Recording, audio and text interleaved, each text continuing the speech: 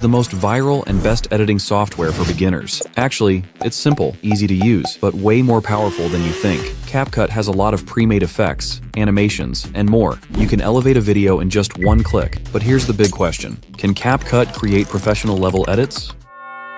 Yes. In this video, I'll reveal pro-level editing secrets in CapCut that will take your skills to the next level. Let's jump in and start mastering CapCut like a pro.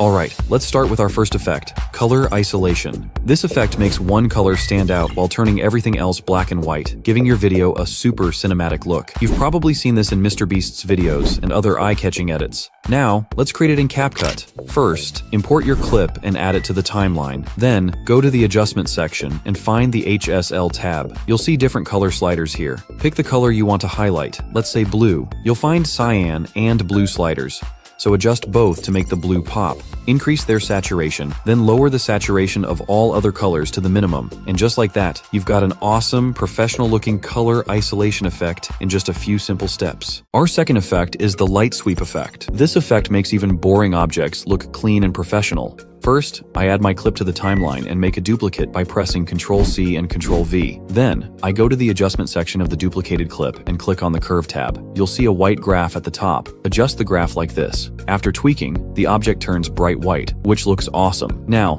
go to the Video section and click on the Mask tab. Select the Mirror option. Rotate it to -45 degrees. Adjust the size to around 60 and feather it to 15. Feel free to play around with what works for your shot. Now, let's animate it. Go to the start of the clip, add a mask keyframe, and drag the mirror mask to the top left corner. Then, move forward about a second and drag the mask to the bottom right corner. If it feels a little boring, don't worry. I adjust the keyframe graph for smoother motion. If you're not sure how keyframes work, I already made a full keyframe breakdown video you can check out. After that, I compound both clips together and add a glow effect to spice things up. I also throw in a few overlays in the background for extra sharp vibes. It's all about creativity here, and boom, here's the final touch. The third effect is the spotlight mask effect. It might look like a professional animation, but it's actually super easy to create. First, I add a text layer to the timeline and type in my text. I customize the font and color. I'm using blue for this one. Then, I right-click the clip and select Create Compound Clip. Next, I go to the Mask tab under the Video section and choose the Circle Mask option. I adjust the mask size to be a bit smaller and set the feather to around 15 for a smooth edge. Now it's time to animate it. I add keyframes to the mask's position at different points in the clip, moving it across the text to create that spotlight motion. One keyframe before the end, I add another keyframe for size, and at the final frame, I increase the size of the mask to give it that smooth finishing touch. To make it even cooler, I right-click on the clip, select Show Keyframe Animation, and adjust the position X and position Y graphs by applying the Cubic Out preset. This makes the movement smoother and more dynamic. I also add a glow effect for a more eye-catching look, and that's it. You've got a clean, smooth spotlight animation. Effect number 4 is the text match cut. This one is commonly used by documentary editors, and it's great for highlighting important words on screen. First, we need some documentary-style screenshots about your topic. So, search your topic with Wikipedia on Google. For example, I searched CapCut Wikipedia, and I took a few screenshots showing the word CapCut in different text styles. Then, import those images into your CapCut timeline, scale them up, and position the highlighted word in the center of the screen. Next, add a text layer. Press the spacebar a few times to create a blank rectangle. Scroll down, enable the background option, and pick the second style. Choose a color for the highlight. I'm going with yellow. Now, lower the opacity just a bit so you can line it up with the word underneath and then center it. Adjust the screenshot so it fits perfectly behind the text. Then, move 5 frames forward using the right arrow key and cut the clip there. Add your next image, scale it, and center it, just like before. Repeat this for each image you have.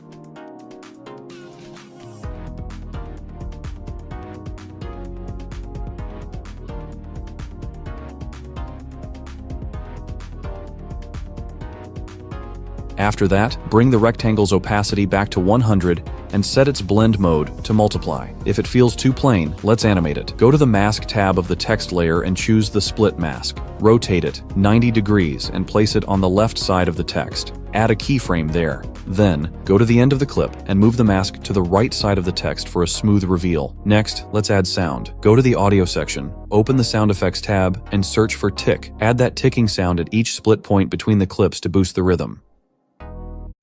To finish it off, let's add a few effects. Add vignette, then hazy to blur the background slightly, and chromatic quirk for a digital vibe.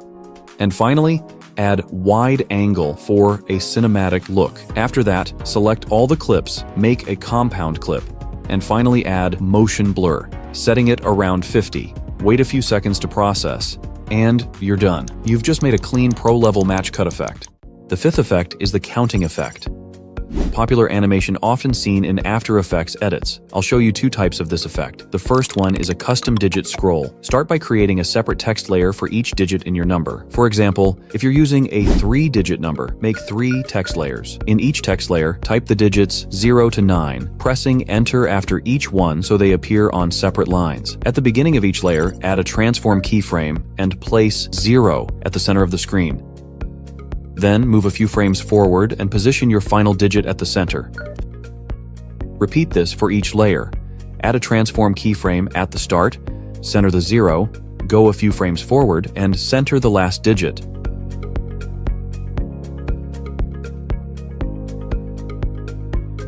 You can stagger the second keyframe positions to create different scroll speeds for each digit. Once all layers are animated, choose a clean font to improve the visual style.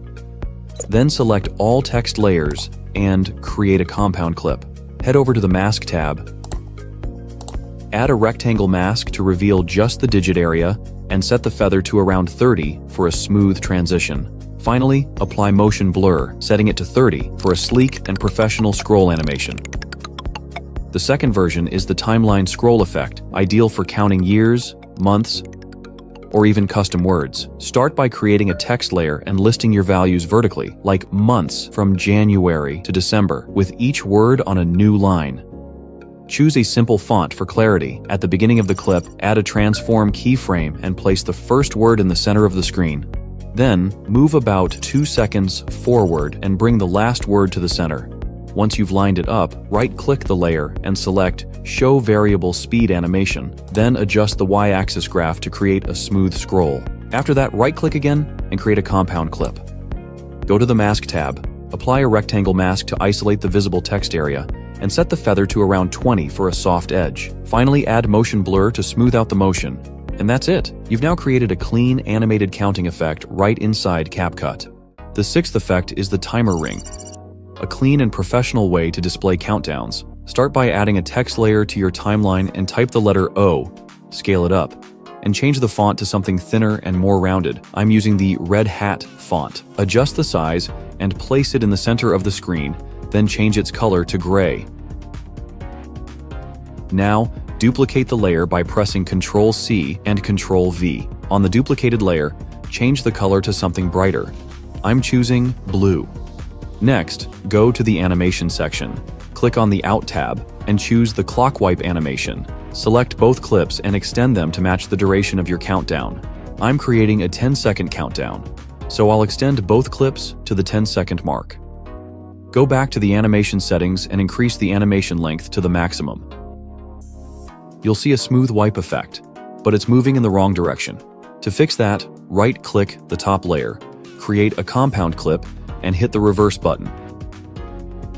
Now it rotates the way we want. Time to add the counting numbers, but instead of wasting time creating multiple text layers and manually typing every number, here's a simple trick. Go to ChatGPT and ask it to create an SRT file for a 10-second countdown. Copy the result, paste it into Notepad, and save it with an .srt extension. Then go to the Caption tab in CapCut and import your saved SRT file. Finally, apply a digital style font to match the timer theme, and that's it. You've created a smooth and stylish timer ring with automated countdown numbers. The seventh and final effect is the cinematic intro. Start by adding a text layer and typing in your title or name. Choose a font that gives a professional vibe. I'm using the Red Hat font here. You can customize the look further by adding color strokes and shadows, but in this case, I'm heading straight to the Effects tab. Apply the cinematic 3D effect. Once that's done, right-click on the clip and create a compound clip. Next, go to the Mask tab and add a film strip mask. Rotate it to -55 degrees and adjust the mask size so it's not too wide or too narrow. Then, increase the feather to around 70 for a soft transition. Now, add a mask keyframe at the beginning and place the mask at the top left corner. Then, at the end, move the mask to the bottom right corner. Switch to the Basic tab and add a transform keyframe at the beginning of the clip. Scale it down to 80%. At the end of the clip, set the scale back to 100% to create a subtle zoom-in animation. Right-click the clip again and make compound clip. Finally, apply a glow effect. Set the glow to 15 and increase the size to the maximum. That's it. It works just as smoothly. So, in the last 10 minutes, we explored 7 amazing effects that can take your edits to a whole new level. Each one adds a unique, professional touch to your videos. Stay tuned with us, because I'm here to help you become a true pro editor using